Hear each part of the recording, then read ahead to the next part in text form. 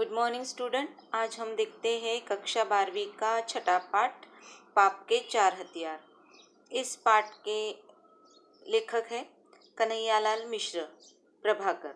इनका जन्म हुआ है 1906 में। तो आइए हम कवि का परिचय जान लेते हैं संक्षिप्त में। कन्हैयालाल मिश्र जी का जन्म उत्तर प्रदेश में हुआ तथा वे हिंदी के कथाकार, निबंधकार, पत्रकार व स्वतंत्रता सेनानी भी थे।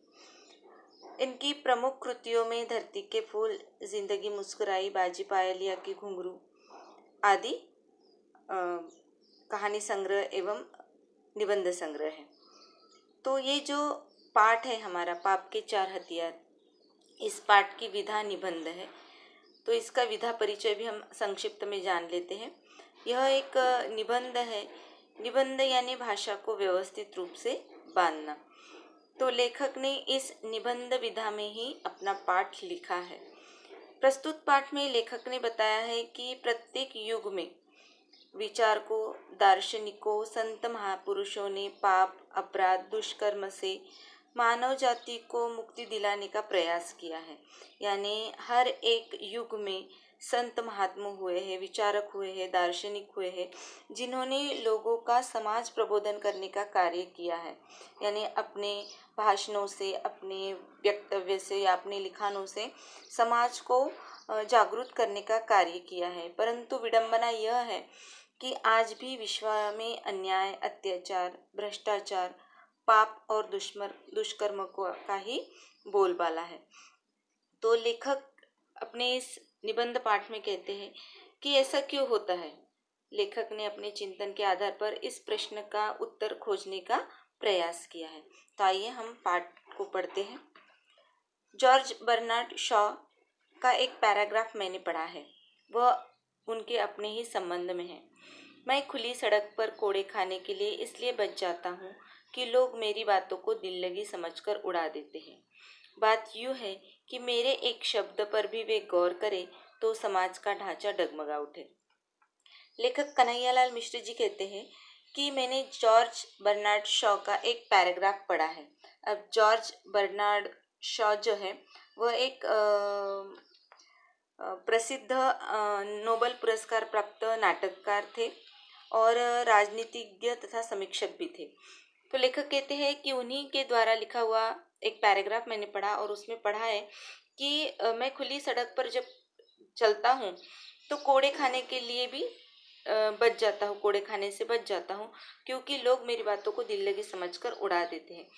यानी मैं सज़ा से बच जाता हूँ, लोग मेरी बातों को मजाक में उड़ा देते हैं। अगर वो मेरी बातों को मजाक में ना उड़ाए और मेरे बातों पर गौर करे, मेरे बातों को ध्यान से सुने, तो शायद ये समाज का जो ढांचा है, समाज की जो स्थिति है, वो डगमगाने से बचे, यानी वो गिरने से बच जाए। वे मुझे बर्दाश्त नहीं कर सकते यदि मुझ पर हंसे नहीं। मेरी मानसिक और नैतिक महत्ता लोगों के लिए असहनीय है। उन्हें उबाने वाली खूबियों का पुंज लोगों के गले के नीचे कैसे उतरे। इसलिए मेरे नागरिक बंधु या तो कान पर उंगली रख देते हैं या बेवकूफ से भरी हंसी के अंबार के नीचे ढक देते हैं मेरी बात। शॉ के इन शब्दों में अहंकार की पैनी धार है। यह कहकर हम शब्दों की उपेक्षा नहीं कर सकते क्योंकि संसार का एक बहुत ही महत्वपूर्ण सत्य कह दिया है।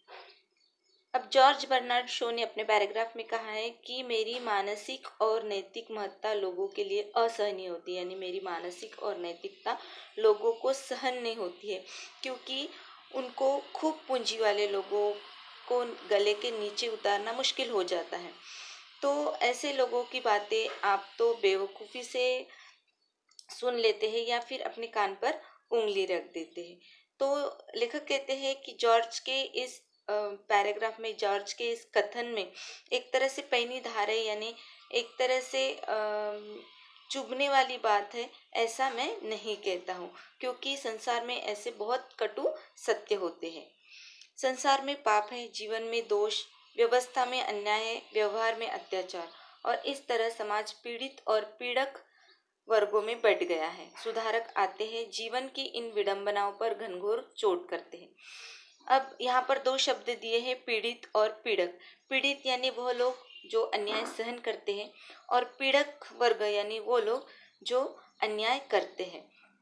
तो संसार में पाप है, दोष है, व्यवस्था में अन्याय भी है।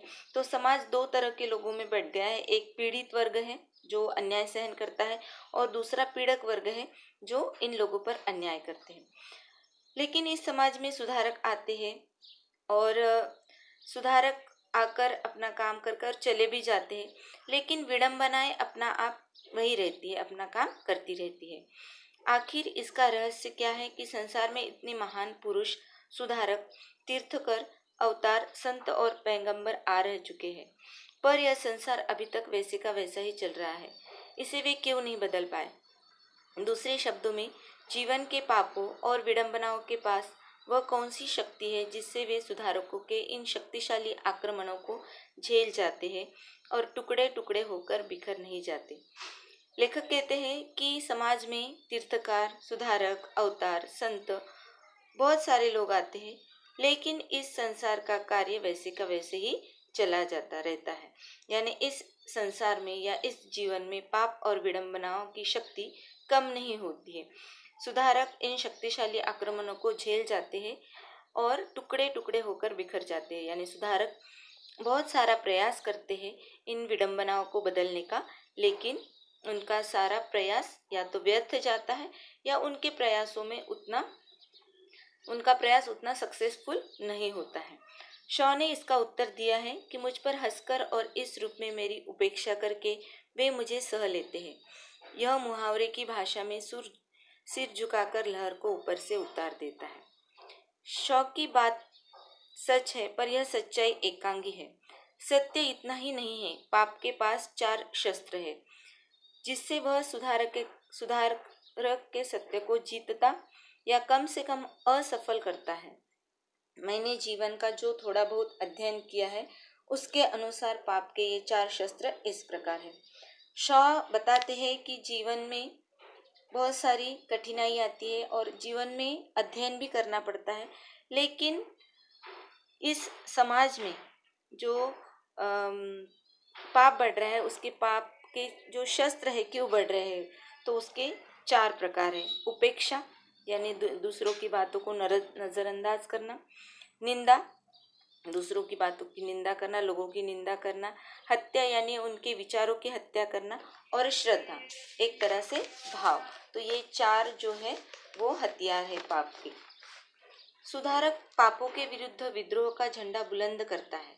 यानी ये जो 4 हथियार है, 4 हथियार कौन से हैं?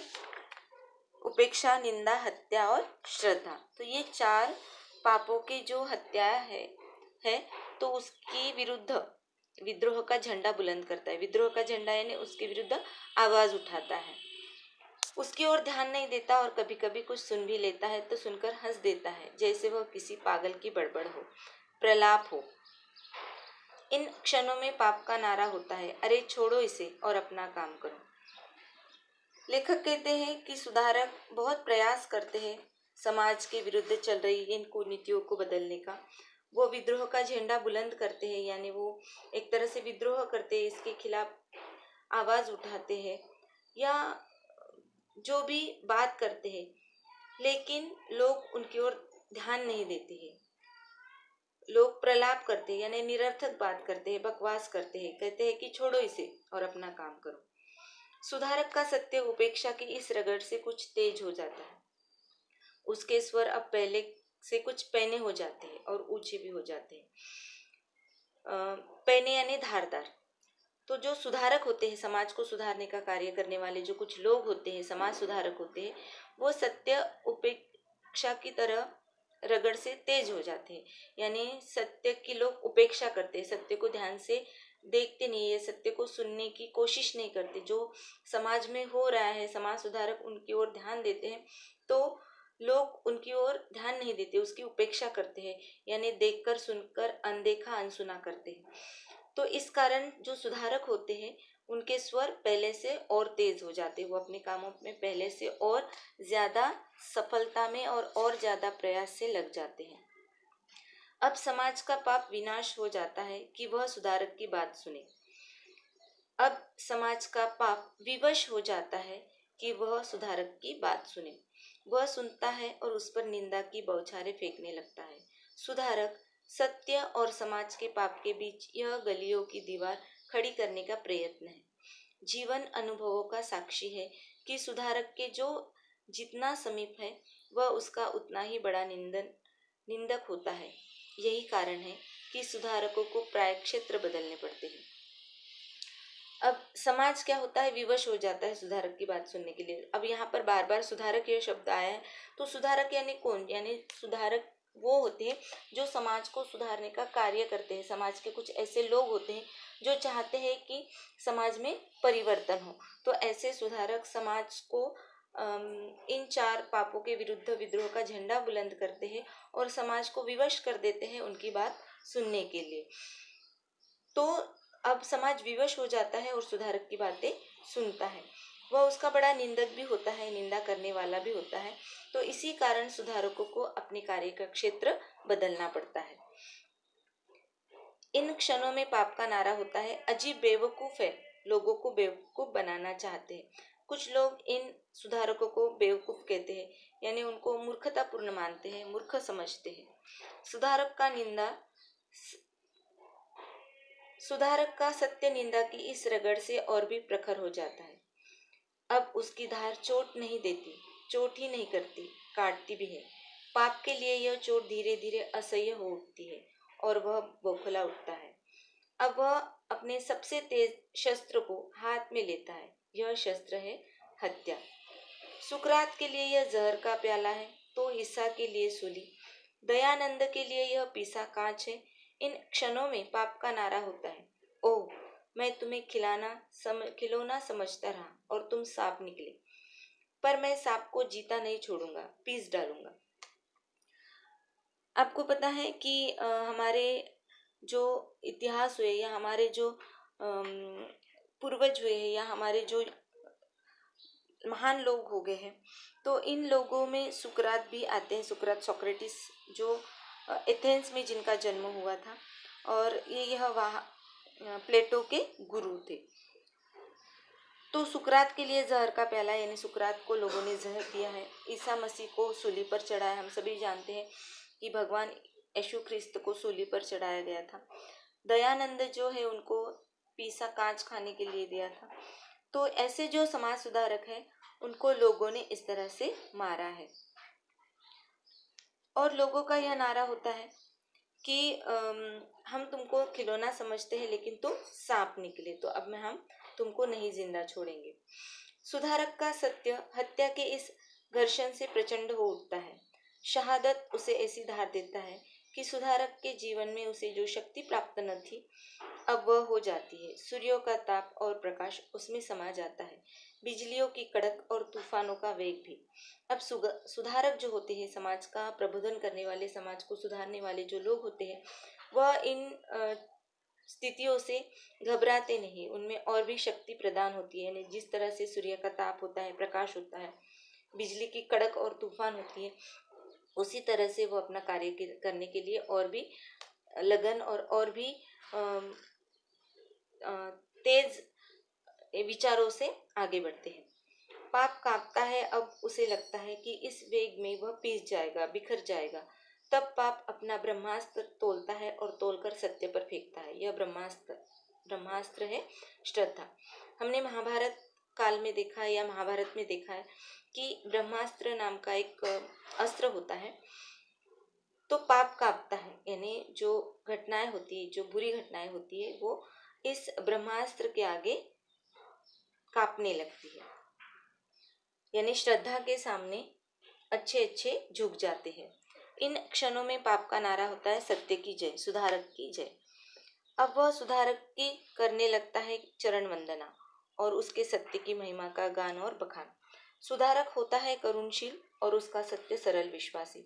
वह पहले चौंकता है, फिर कोमल पड़ जाता है और तब उसका वेग बन जाता है शांत और वातावरण में छा जाता है सुकुमारता।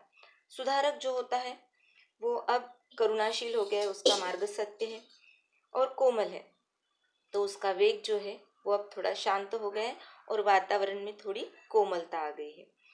पाप अभी तक सुधारक और सत्य के जो स्तोत्र पढ़ता है उसका करता है यू उपसंहार। सुधारक महान है, वह लोकोत्तर है, मानव नहीं। वह तो भगवान है, तीर्थकर है, अवतार है, पैगंबर है, संत है। उसकी वाणी में जो सत्य है वह स्वर्ग का अमृत है। वह हमारा वंदनीय है, स्मरणीय है। पर हम पृथ्वी के साधारण मनुष्य के लिए वैसा बनना असंभव है। उस सत्य को जीवन में उतारना हमारा आदर्श है। पर आदर्श को कब, कहाँ, कौन पा सकता है?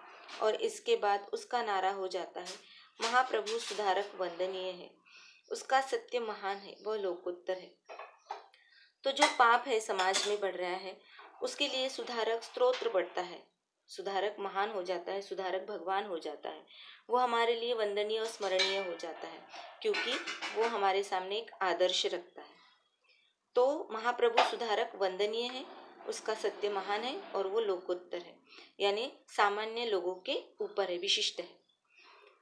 यह नारा ऊंचा उठता है, अधिक से अधिक दूर तक उसकी गूंज फैलती है, लोग उसमें शामिल होते हैं। पर अब सबका ध्यान सुधारक में नहीं, उसकी लोकोत्तरता में समाया रहता है। सुधारक के सत्य में नहीं, उसके सूक्ष्म से सूक्ष्म अर्थों और फलितार्थों के करने में जुटा रहता है। अब सुधारक के बनने लगे हैं स्मारक और मंदिर, और उसके सत्य के ग्रंथ और भाष्य। बस यही सुधारक और उसके सत्य की पराजय पूरी तरह हो जाती है। अब सुधारक समाज सुधारने का कार्य करता है, लेकिन उसके सत्य को लोग सुनते नहीं हैं, क्योंकि सुधारक की बातें लोग एक कान से सुनकर दूसरे कान से निकाल देते हैं। सुधारक की बातें सुनते तो नहीं है, लेकिन सुधारक के नाम पर बड़े बड़े स्मारक और मंदिर बनाते हैं। यानी लोग संतों की बातें सुनते तो नहीं है, लेकिन संत के जाने के बाद संतों के जो उपदेश होते हैं वो तो आत्मसात नहीं करते, लेकिन संतों के स्मारक बनाते हैं, संतों के मंदिर बनाते हैं। तो उसी तरह से यहाँ पर सुधारक का नाम दिया है कि बस यही सुधारक है, और उसके सत्य की पराजय पूरी तरह हो जाती है, सत्य की पराजय हो जाती है, क्योंकि उनके लोग अनुकरण नहीं करते, उनके विचारों का अनुकरण नहीं करते, लेकिन उनके स्मारक और मंदिर बनाते हैं। पाप का यह ब्रह्मास्त्र अतीत में अजय रहा है और वर्तमान में भी अजय है। कौन कह सकता है कि भविष्य में कभी कोई इसकी अजयता को खंडित कर सकेगा या नहीं। यानी पाप का जो ये ब्रह्मास्त्र है, यानी लोगों को बुरा बोलने का, बुरा सुनने का, दूसरे के प्रति निंदा, अहिंसा, हत्या, ये जो लोग एक दूसरे के प्रति करते हैं, तो ये पाप ही है। और इस पाप को नष्ट करने के लिए श्रद्धा रूपी ब्रह्मास्त्र का ही इस्तेमाल करना है। तो कौन कहता है कि भविष्य में कभी कोई इसकी अजयता को खंडित कर सकेगा। तो बच्चों, आज हमने यह पाप के 4 हथियार यह पाठ देखा है। आपको यह पाठ कैसा लगा, इसके बारे में आप अवश्य बताइए।